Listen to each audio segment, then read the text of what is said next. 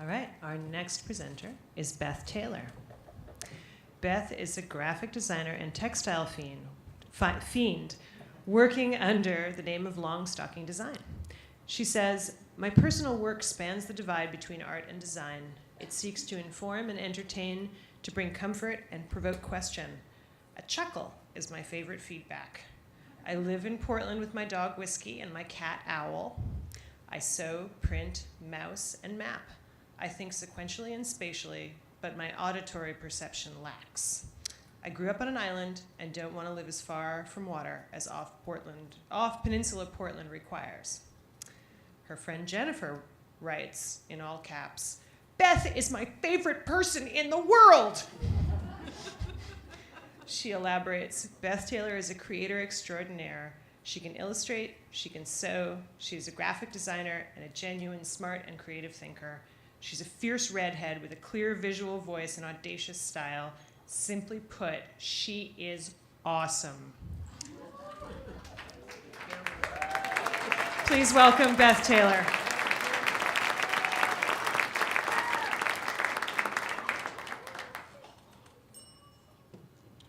Hi, tonight I'm going to tell you about the backstory. The backstory was my MFA thesis project in graphic design at MICA in 2011.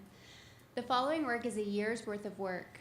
Most of the photos are from the final exhibition. There's also a book and a website and some products for sale.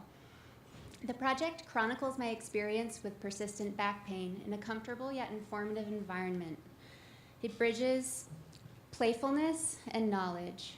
I examine personal pain triggers, coping mechanisms, science, and the difficulties the healthcare industry posed along the way. I used my own experience as a launching point to try to examine broadly healthcare in the US. Triggers, called torture devices here, were the starting point.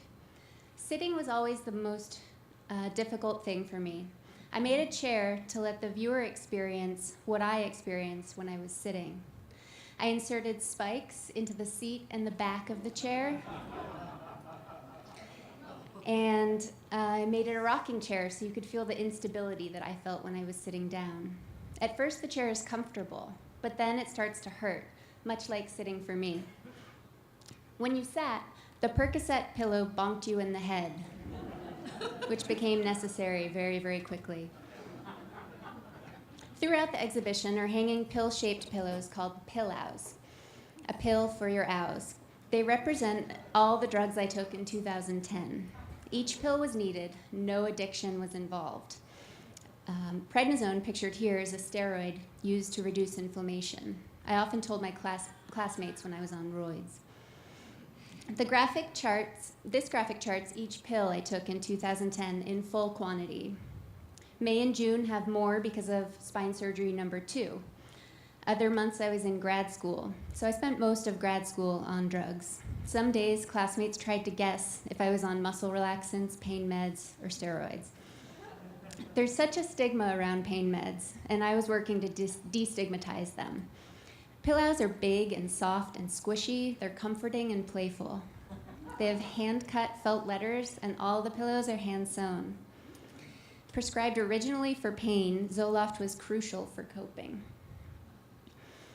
The rest of the pillows float in space other than the Zolofts. Vicodin is right at face height for an average adult, so many viewers looking through the exhibition walked right into it, getting a big, soft, dull bonk on the head. It makes me dizzy and clumsy, which is what I wanted the viewer to experience. No matter how often I described what was going on in my body to friends and family, nobody really got it. So I drew the culprits of the diagram of my body, and I made it look like my body to help with an association. The three-dimensional version of the spine lets you play with the anatomy. You can pull on nerves, twist vertebrae, and poke the discs. It's pretty fun, actually. Interaction was really important in this project to help people really understand what was going on. The book that you see towards the top of the slide was another element that you could interact with, and it sums up my experience of what I went through over the years, navigating the insurance industry, trying to figure out costs and payment, get the right appointments, so forth and so on. It really just lays it all out step by step. I realize you can't read that, as it goes so quickly, but the information is on the website should you want to read it. Cost of healthcare is really big in the national dialogue, but we never know exactly what that means other than what we experience. So here are my costs. Currently, and this is from 2009 to 2010, currently I pay $543 a month for good insurance and will total $8,766 this year. Implications of this health struggle have been pretty drastic in my life. I wanted to share these, not to complain, because overall my life is pretty dope, I have to say. I merely wish to shed light. Nothing is as simple as it might seem. So when I finished graduate school a little over a year ago, I was pretty terrified of what was next. Most days I had to get back into bed by 2 p.m. I really couldn't do very much. There was no chance of working a full-time job that would provide health care, and my next decisions were based around health, money, and a support network. So at the time of my research, here were my options. Thanks to Romney Care, I could get affordable insurance in Massachusetts, and my family was there. Maine offered expensive insurance, more options for freelance work, and a fantastic community. New Hampshire would not insure me because of my pre-existing condition, unless I was uninsured for 6 months prior. So obviously, my story is not unique, and that's the problem. The project moved from a personal to a more universal level with this profile of America's uninsured. I'm really lucky to be able to buy insurance outright, but many, many people are not. So finally, the installation. I made a graph of my pain levels over 7 years. Friends helped me install with 1,120 map pins and 470 skeins of red embroidery thread. Classmates and friends both helped. They drank beer, I popped pills, we shared blistered thumbs, scorched fingers, aching backs all around. Without this support, I could have done something that would have been fine. But this was what I intended. There's a big difference. They knew that, and they helped make it happen.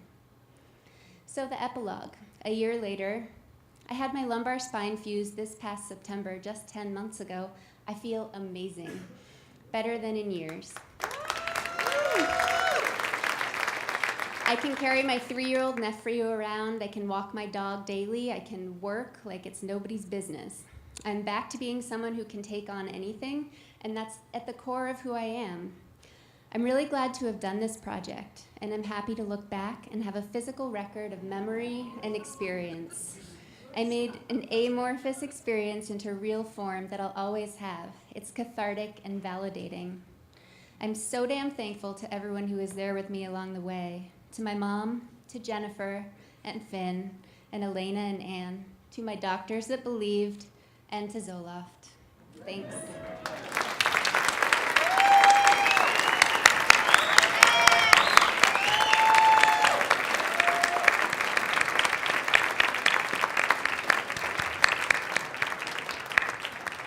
Thank you, Beth. I think I see everybody in the audience adjusting their posture. Yoga, anyone? Also, I need to contact you later about one of those Zoloft pillows.